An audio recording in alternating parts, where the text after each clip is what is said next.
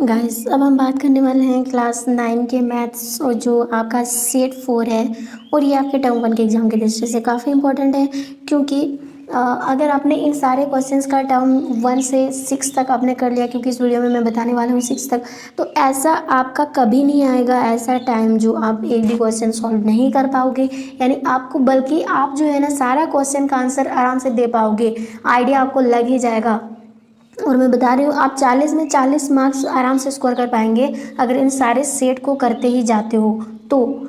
ठीक है, तो मैंने कुछ कुछ सेट जो है मैं बना के रख दी हूँ, और नहीं किए हैं तो आप पहले लिंक में देखिएगा, डिस्क्रिप्शन में वहाँ पर दिया हुआ रहेगा। सारे सब्जेक्ट का क्वेश्चन जो है हम डिस्कस कर चुके हैं, पहले उन्हें देख लीजिए और यहाँ पर समझ लीजिए। तो वीडियो थोड़ा लंबा जा सकता है क्योंकि आपको डिटेल में समझाना है मैथ्स, और नहीं समझ में आएगा तो आगे क्वेश्चन आपका नहीं बनेगा। तो पहले समझते हैं।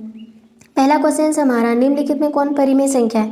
देखिए, परिमेय संख्या जिसको हम p बाई क्यू के रूप में लिखते हैं, और q का मान यानी नीचे मान 0 नहीं होना चाहिए, ऊपर होगा बट नीचे 0 कभी नहीं रख सकते, तो ऐसे परिमेय संख्या को, इसी को ही परिमेय संख्या कहा जाता है। और नेक्स्ट है, यानी अंडर रूट से जो परफेक्ट रूप में नहीं निकलेगी, जैसे कि बात करते हैं यहाँ पर 3 है, ये अंडर रूट से कभी नहीं निकलेगा, तो ये भी आपका परिमेय संख्या नहीं कहलाएगा। दूसरी बात, आप मोस्ट इंपॉर्टेंट एग्जाम्पल पाई ले लीजिए, ये तो एक अपरिमेय संख्या है। तो अगर बाई चांस ये √3 की जगह यहाँ √4 दे देता तो आपका यहाँ से आराम से निकल जाता, ये परिमेय संख्या कहा जाता। क्यों? क्योंकि 4 जो है ये 2 का क्या हो जाएगा, स्क्वायर रूट हो जाएगा, 4 का स्क्वायर रूट 2 हो जाएगा। यानी कि यहाँ पर हम क्या करेंगे, 2 और इसका पावर जुड़ जाएगा, क्योंकि आप 1.6 में ऑलरेडी पढ़ चुके हैं ये क्वेश्चन। तो यहाँ से ये रूट खत्म हो जाएगा, तो फाइनली हमें 2 मिलेगा। इसीलिए √4 अपरिमेय संख्या नहीं है, बल्कि ये परिमेय संख्या यानी कि रेशनल नंबर है। तो यहाँ पर गाइस बात करते हैं, ये भी नहीं है, ये भी नहीं है, क्या हम इसको ले सकते हैं? बिल्कुल नहीं ले सकते, क्योंकि हमने अभी अभी देखा ये p बाई क्यू के रूप का तो होता है, लेकिन q का मान 0 नहीं होना चाहिए, नीचे 0 नहीं होगा। अगर बाई चांस नीचे 0 आ जाता है तो ये आपका मान कभी नहीं निकलेगा, इनफाइनाइट में चला जाएगा, यानी कि हमारा इनफाइनाइट में चला जाएगा। हमारा ऑप्शन नंबर 4 बिल्कुल करेक्ट हो जाएगा। आगे क्वेश्चन से यहाँ पर एक परिमेय संख्या और एक अपरिमेय संख्याओं का घटाओ क्या होगा, हमेशा क्या होगा। देखिए, एक परिमेय संख्या, जैसे ये परिमेय संख्या हमने 3 माना और इसमें से हम अंडर रूट 2 को घटा रहे हैं, तो अपरिमेय संख्या है। आप देखिए, परिमेय के साथ साथ जब अपरिमेय रहता है, जोड़े या घटाएं, तो आपका हमेशा आंसर जो मिलेगा वो अपरिमेय में ही मिलेगा, क्योंकि √2 से स्क्वायर तो नहीं निकला था। आगे क्वेश्चन से यहाँ पर जो हमें दिया है, ये आपका एक नियम होता है इसका, ठीक है, एक रूल होता है, उसको देखना है पहले। यहाँ पर 3 + √3 × 3 - √3, तो यहाँ पे ब्रैकेट में सेम नंबर है, सेम है, बट यहाँ पर साइन जो है प्लस माइनस में है। तो इसके लिए हमें फार्मूला हम पढ़ चुके हैं, a + b × a - b। यहाँ पर भी सेम है बट साइन अलग अलग है, तो इसका फार्मूला आता है a² - b²। हमें इस फार्मूला के आधार पर इस क्वेश्चन को सॉल्व करेंगे। तो यहाँ पर है 3 + √3 × 3 - √3 को हम कैसे बनाएंगे, इसको मानेंगे a और इसको मानेंगे b। तो हमने अभी अभी देखा, ये वाला फार्मूला का अपनाओगे, a + b × a - b = a² minus में b² हो जाएगा। तो a को हम मानेंगे 3 का स्क्वायर, माइनस में √3 को मानेंगे b और इसका स्क्वायर। ये स्क्वायर से ये अंडर रूट खत्म हो जाता है, तो यहाँ से कितना मिलेगा, 3 × 3 = 9, और यहाँ पर 3 ही बचा है, तो 9 में से 3 गया, कितना आएगा, 6। तो फाइनली गाइज हमारा आंसर हो जाएगा 6, जो ऑप्शन नंबर 2 है। आगे क्वेश्चन से हमारा, प्रत्येक प्राकृतिक संख्या एक पूर्ण संख्या होता है, बिल्कुल सत्य है। क्यों सत्य है? देखिए, प्राकृतिक संख्या यानी जहाँ से हम गिनती बोलते हैं, और ये कहाँ से शुरुआत होता है, 1 2 3, ये जाता है कहाँ तक, अनंत तक।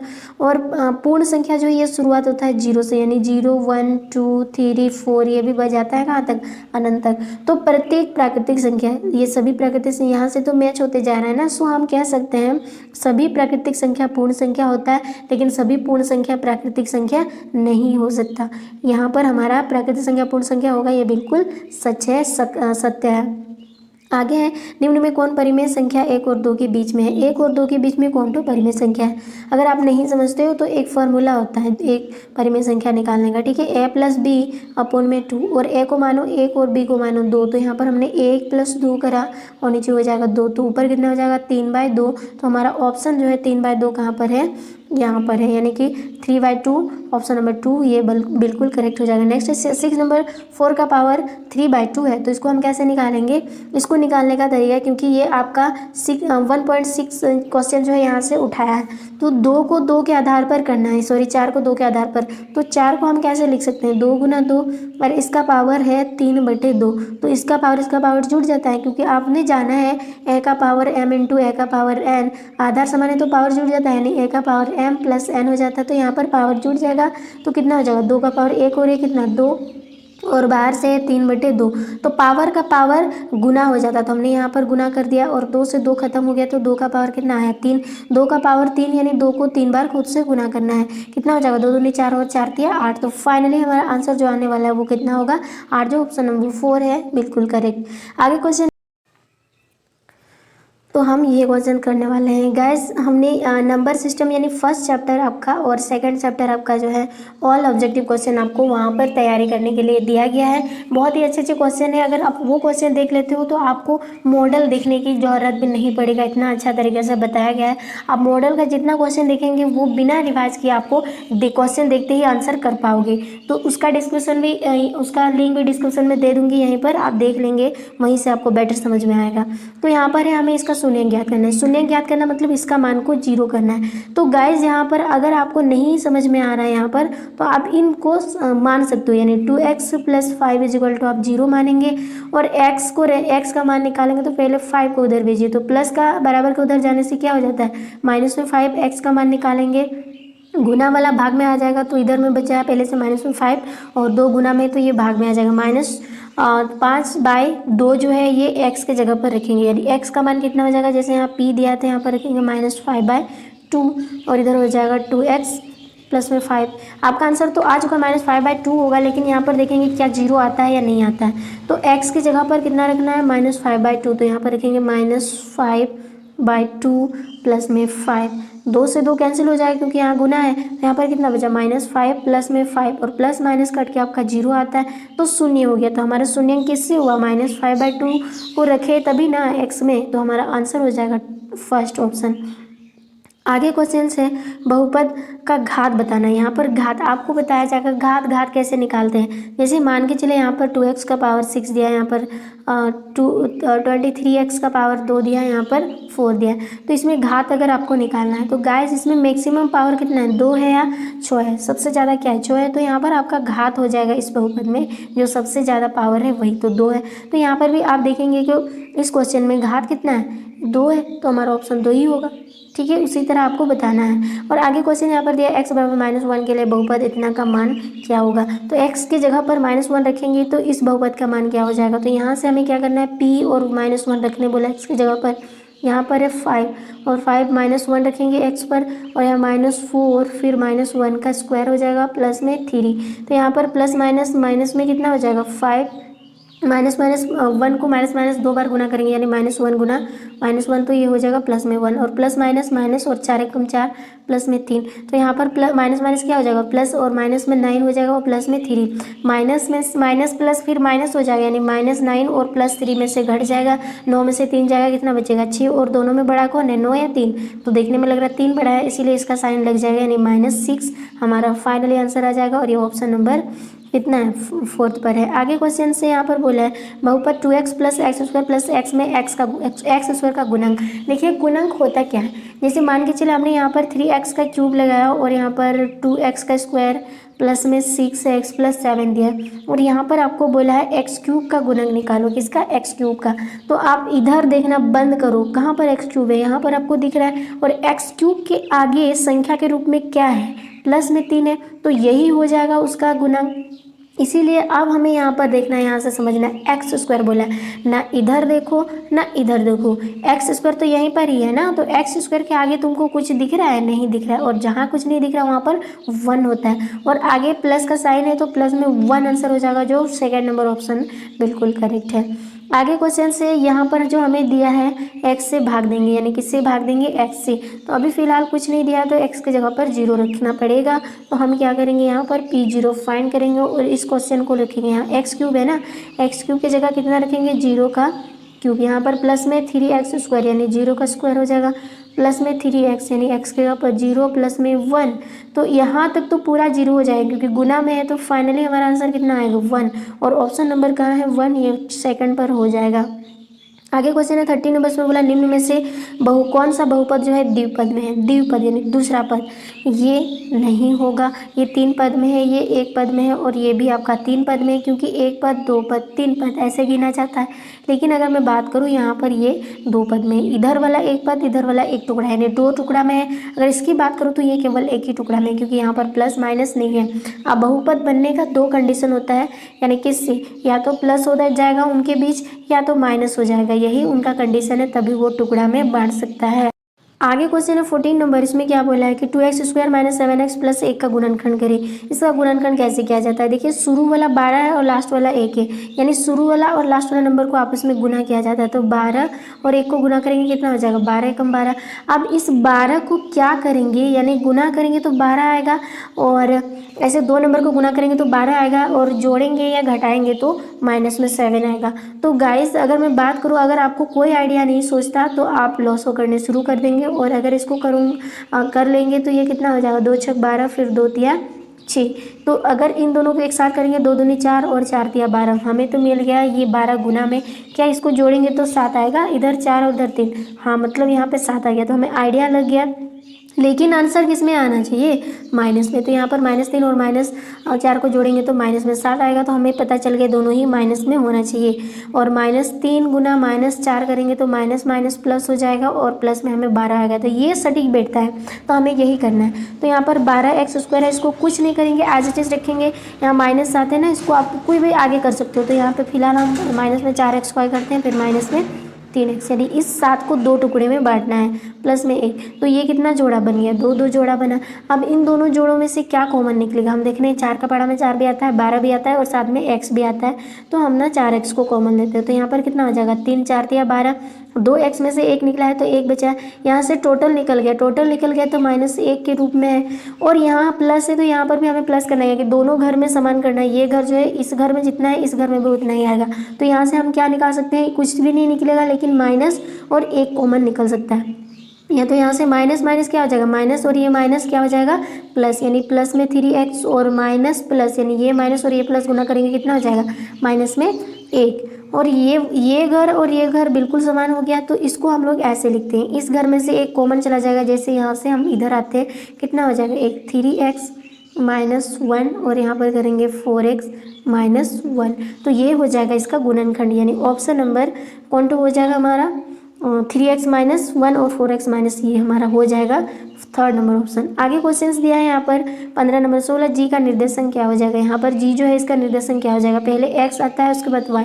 तो x पर किसको टच किया है 2 को, और y पर -2 को, तो इसका निर्देशांक हो जाएगा 2, -2। ये आंसर हो जाएगा, और ये ऑप्शन नंबर 2 बिल्कुल सटीक आंसर हो जाएगा।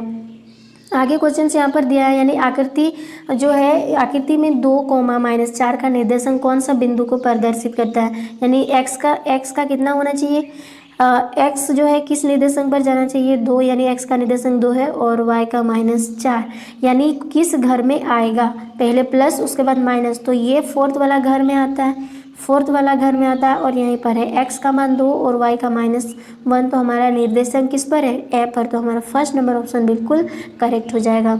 आगे क्वेश्चन से यहाँ पर बोला है 2 और -3 का निर्देशांक भुज क्या है। 2 पहले प्लस उसके बाद माइनस, पहले प्लस उसके बाद माइनस, और ये कहाँ पर है ऑप्शन नंबर सॉरी यहाँ पर भुज नहीं बोला है, भुज बोला निर्देशक नहीं, ठीक है। ये जो निर्देशक दिया है हमें इसका भुज निकालना है। देखिए x और y जो होता है ना, x को हम लोग बोलते हैं भुज और y को हम लोग कोटि बोलते हैं। तो इस क्वेश्चन में से भुज क्या होगा, x तो 2 होगा, तो हमारा ऑप्शन 2 ही होगा। अब नीचे हमें दिया है इसका क्या निकालो, इस निर्देशक का कोटि निकालो। कोटि कितना है, भुज तो ये हो जाएगा, कोटि बचा कौन 4, तो हमारा ऑप्शन 4 का 2 हो जाएगा, ठीक है।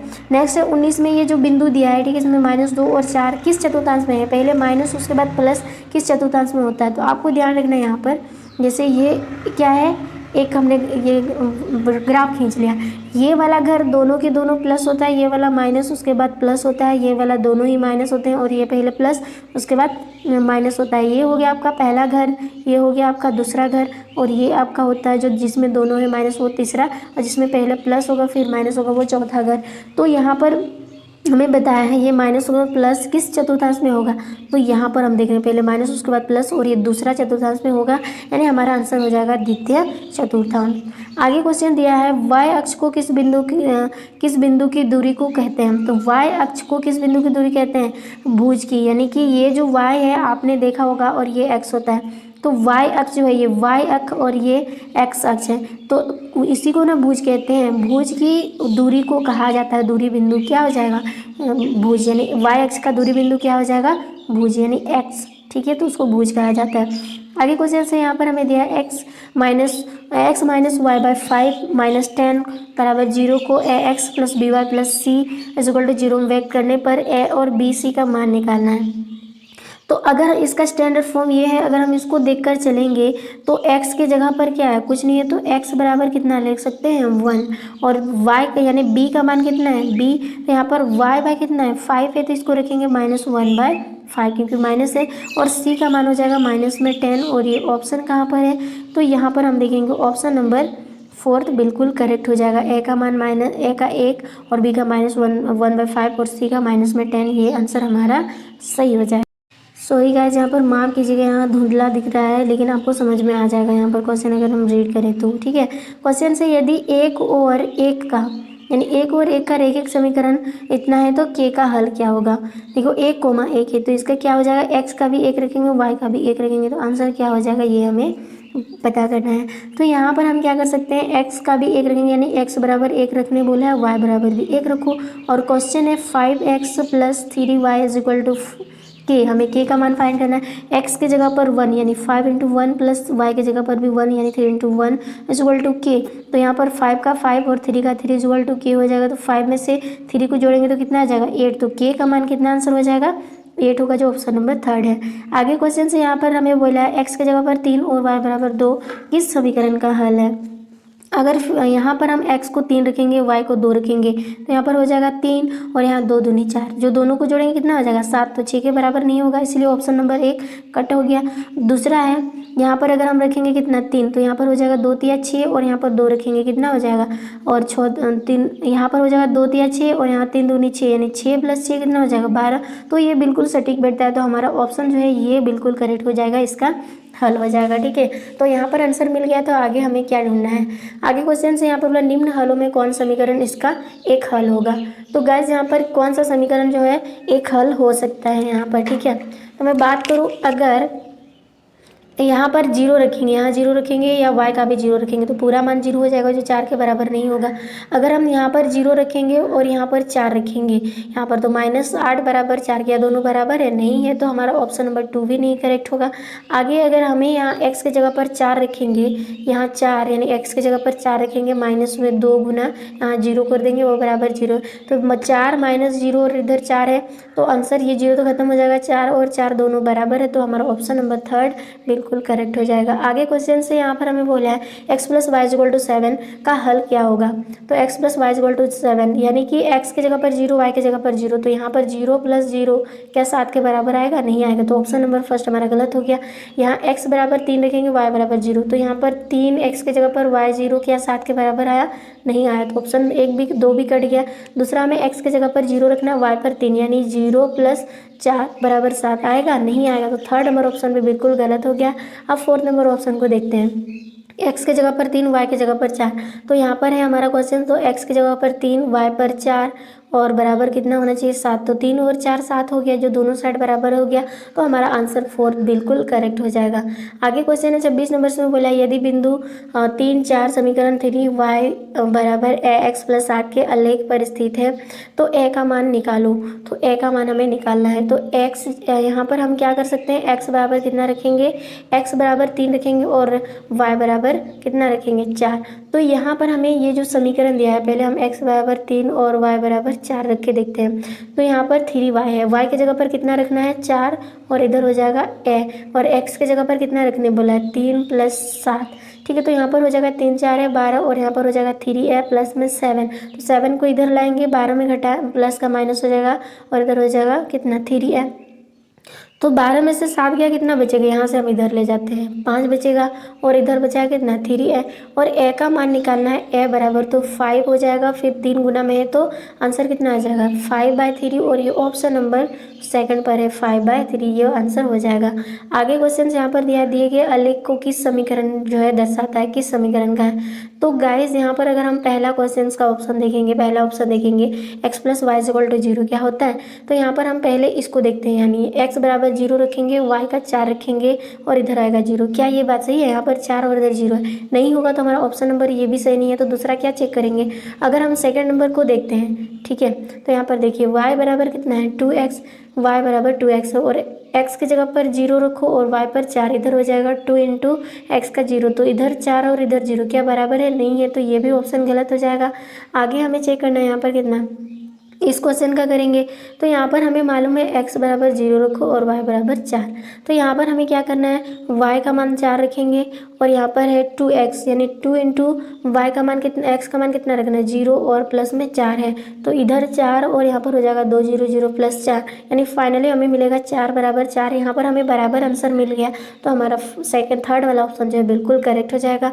आगे क्वेश्चन से यहाँ पर 54 का पूरक कोण क्या होता है, पूरक मतलब 90 डिग्री होगा, दो कोण अगर हम जोड़ेंगे, तो एक कोण दिया है दूसरा कोण नहीं दिया है, x मानो, और पूरक कोण 90 डिग्री के बराबर होता है, तो x बराबर 90 में से इसको माइनस कर दो 54 को, तो कितना आएगा, तो 0 यानी 10 में से 4 गया 6, और यहाँ पर बचा 8, 8 में 5 गया 3, यानी कि 36 डिग्री इसका पूरक कोण हो जाएगा, जो ऑप्शन नंबर फर्स्ट है।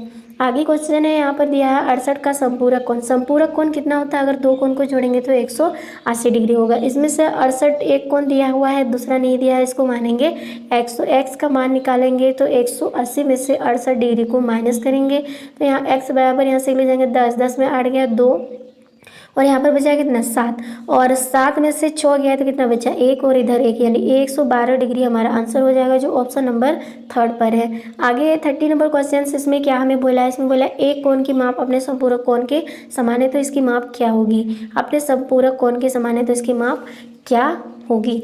तो यहाँ पर देखिए संपूरक कोण यानी कि 180 डिग्री का होता है, तो मान के चलिए एक कोण x है और दूसरा कोण भी हमने x माना, और ये संपूरक कोण 180 डिग्री का होता है तो हमने मान लिया, तो x कितना x है 2x, और इधर मानेंगे 180 डिग्री। अगर x का मान निकालेंगे तो 180 / 2 आएगा, और दोनों में 18 यानी 90 डिग्री। 90 डिग्री जो है अगर दो कोण दोनों को जोड़ेंगे तो 180 डिग्री के बराबर आएगा, तो अपने संपूरक कोण के समान जो है वो कितना है 90 डिग्री, और ये ऑप्शन नंबर फर्स्ट पर है। आगे क्वेश्चन दिया 31 में, जो हमें आकृति दिख रहा है AOB एक रेखा है, तो x का मान फाइंड करो। तो गाइज यहाँ पर हमें दिया है x का मान, ये है आपका 5x और ये है 4x, और हमें करना है x का मान, और रेखा जो है यहाँ से यहाँ तक का एंगल जो बनेगा आधा चांद, वो आपका हमेशा 180 डिग्री पर ही बनता है। तो यहाँ से हम क्वेश्चंस को क्या करेंगे, जोड़ेंगे, यानी 5x + 4x, 4x = कितना मानेंगे 180 डिग्री, क्योंकि ये क्या है रेखिक युग्म है, यहाँ पर आपको बताना है, और इन दोनों को जोड़ेंगे तो कितना हो जाएगा 9x = 180 डिग्री। तो x का मान निकालेंगे 180 / 9, और 9 दूनी 18 यानी 20 डिग्री होगा, और 20 डिग्री में से हमें x का मान निकालना है, तो x का ही तो मान हो गया कितना 20 डिग्री। तो ऑप्शन हमारा देखते हैं किस पर है, ऑप्शन नंबर 2 जो है बिल्कुल करेक्ट आंसर हो जाएगा। नेक्स्ट क्वेश्चन आज नेक्स्ट क्वेश्चन है, आकृति में यदि AB समांतर CD समांतर EF है और Y अनुपात Z है, Z बराबर 3:7 है, तो x का मान निकालो। तो गाइज यहाँ पर दिया है ये इसके अनुपात है, समानुपात है, मतलब समांतर है, और ये इसके समांतर है, तो AB EF के समांतर भी होंगे या नहीं होंगे, और यहाँ पर Y और Z अनुपात जो दिया है Y वो कितना 3:7 है, तो हमें x का मान फाइंड करना है। तो गाइज हमें जनरली इस क्वेश्चन को देखेंगे तो यहाँ से यहाँ जो एंगल बन रहा है, यानी ऊपर वाला एंगल और इसका नीचे वाला एंगल, ये दोनों को जोड़ेंगे, यहाँ पर जोड़ेंगे तो 180 डिग्री के बराबर आएगा, क्योंकि ये नियम में ऑलरेडी दिया हुआ है। तो यहाँ से हम करेंगे जो हमें दिया है कितना y बराबर दिया है 3x और z बराबर दिया है 7x, इन दोनों को हमें जोड़ना है। तो यहाँ पे हमें कैसे जोड़ना है, तो यहाँ पर करेंगे y + z = कितना हो जाएगा 180 डिग्री, क्योंकि ये क्या है एक दूसरे के एकांतर कोण होंगे, तो एकांतर कोण यानी कि यहाँ समूह कोण, यानी एक दूसरे इन दोनों को जोड़ेंगे तो 180 डिग्री हो जाएगा। ठीक है, रेखिक युग्म बन जाएगा। अब y का मान दिया है कितना 3x और z का मान दिया है 7x। अनुपात को हमेशा आप x में मानेंगे और इधर हो जाएगा 180 डिग्री। तो 3 और 7 कितना हो जाएगा 10x बराबर 180 डिवाइडेड बाय 10 हो जाएगा। इससे इसको खत्म करेंगे तो कितना बचेगा 18। तो x का मान कितना हो गया 18। तो यहाँ पर अगर हम y का मान निकालेंगे तो 3x और 3 को अगर हम 18 से गुना करेंगे तो 18 या 54 डिग्री हो जाएगा। यानी y का निकल गया। तो z का हम निकालेंगे 7x। तो 7 गुना x का मान 18 निकला है। तो यहाँ पर हो जाएगा 7 8 56 का 6 और 7 एकम 7, 7 और 5 कितना होता है 12 यानी 126 डिग्री। तो यहाँ पर देखिए z का मान जो है वो कितना आ गया, यहाँ पर साइड में लिखेंगे y का आ गया 54 डिग्री और z का आ गया 126 डिग्री। आप देखिए गाइज ये यहाँ से यहाँ अगर हम देखेंगे क्योंकि ये एक दूसरे के समांतर है तो ये z वाला एंगल बन रहा है यहाँ से यहाँ, और z वाला एंगल के इस पार और इस पार एक दूसरे के बराबर होते हैं। यानी कि यहाँ से हम निकाल सकते हैं कितना कॉन x बराबर कॉन z। क्यों? क्योंकि ये क्या है एकांतर कोण है और एकांतर कोण हमेशा बराबर होता है। तो कॉन x कितना हो जाएगा, z का मान तो 126 है तो कॉन x भी 126 हो जाएगा। जो ऑप्शन नंबर 2 पर है ये हमारा करेक्ट आंसर हो जाएगा।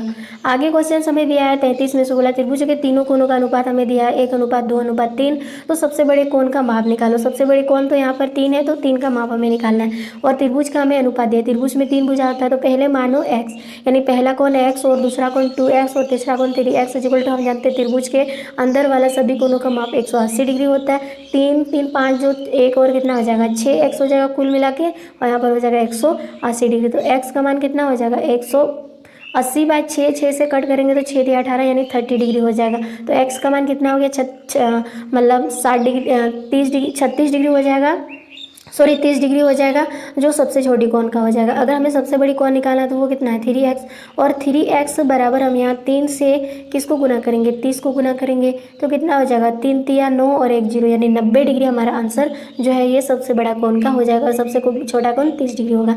आगे 34 नंबर हमें यहाँ पर बोला पी क्यू आर एस समांतर है तो एम एक्स क्यू वो 135 डिग्री है और एम वाई आर जो है वो 40 डिग्री है। तो एक्स एम वाई का मान निकालना है। तो गाइस यहाँ पर देखिए अगर इसको देखेंगे यहाँ से यहाँ तो हम 180 डिग्री मान सकते हैं क्योंकि ये आधा कोण बन रहा है जो रेखा पर बन रहा है। अगर एक्स या इसको मान लेंगे कितना 180 में से यहाँ से निकालेंगे यानी कोण पी एक्स एम यानी पी एक्स एम यहाँ से यहाँ हम अगर मान लेंगे ये वाला और इधर जोड़ेंगे किसको यहाँ से क्यू एक्स एम को जोड़ेंगे क्यू एक्स एम बराबर कितना मानेंगे 180 डिग्री क्योंकि रेखिक युग में है।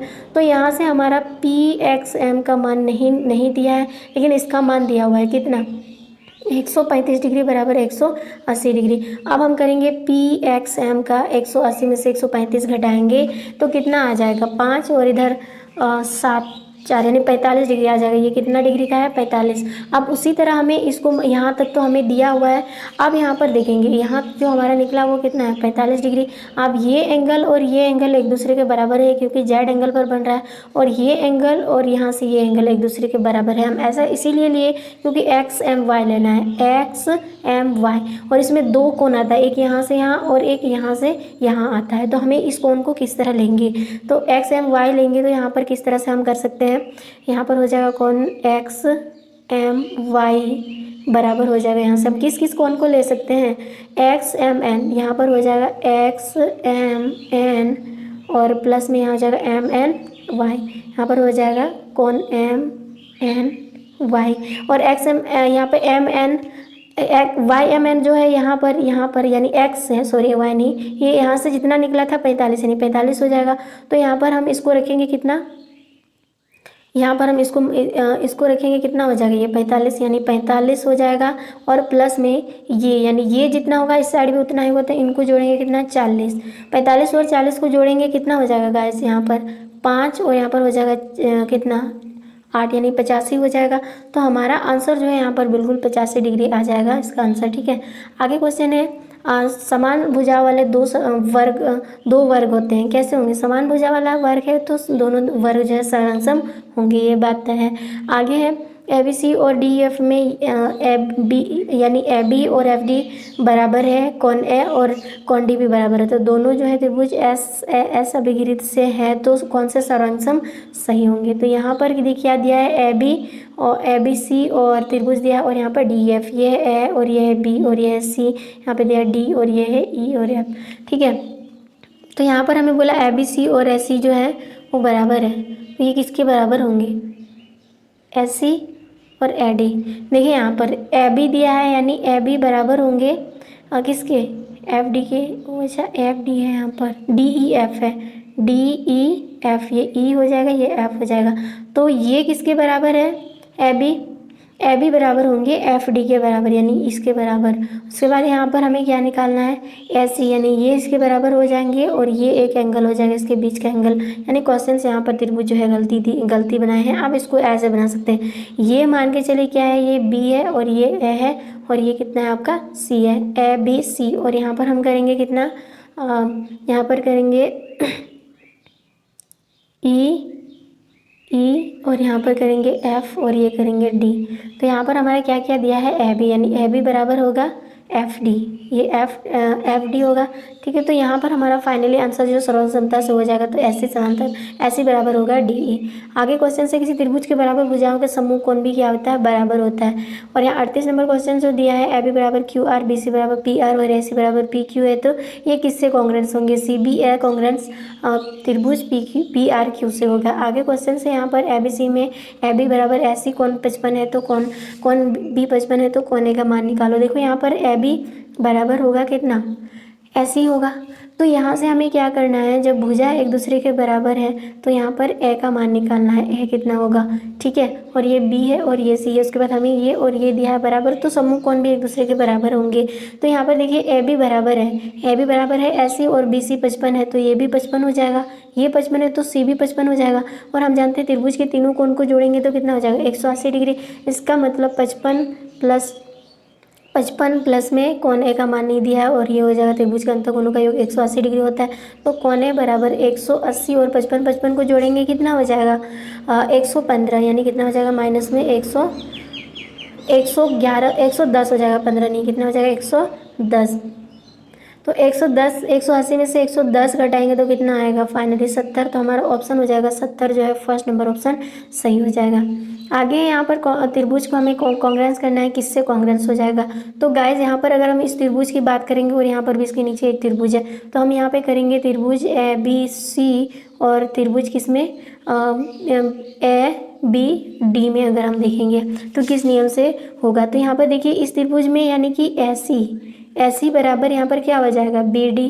ठीक है, बी डी। और दूसरा चीज़ देखेंगे यहाँ पर कोण, यानी कि कोण सी यहाँ से निकाल सकते हैं, कोण सी ए बी बराबर यहाँ से करेंगे डी ए बी बराबर है कोण डी ए बी। और दूसरा चीज़ देखेंगे कोने दोनों में कॉमन है, तो सॉरी भुजा ए बी दोनों में है, यानी ए बी ये दोनों कॉमन है, तो यहाँ से हमारा बन गया साइड एंगल साइड, यानी ये कॉन्ग्रेंस जो होंगे दोनों त्रिभुज, यानी त्रिभुज ए बी सी कॉन्ग्रेंस होंगे त्रिभुज ए बी डी, किससे, साइड एंगल साइड से। क्यों, देखिए ये भुजा और ये भुजा, ये साइड हो गया, दोनों बराबर होंगे और ये कोण दोनों में है, तो यहाँ पर एंगल से बनेगा। और ये भुजा दोनों में कॉमन है, इसीलिए ये साइड से बनेगा, यानी कि साइड एंगल साइड से ये त्रिभुज जो है कॉन्ग्रेंस होंगे, जो ये हमारे फर्स्ट नंबर ऑप्शन दिया है। तो गाइज हमने 1 से 40 तक क्वेश्चन जो है सेट मॉडल सेट का हमने कर लिया है, और आगे क्वेश्चन भी पाना है तो चैनल को सब्सक्राइब करें और लाइक शेयर करना ना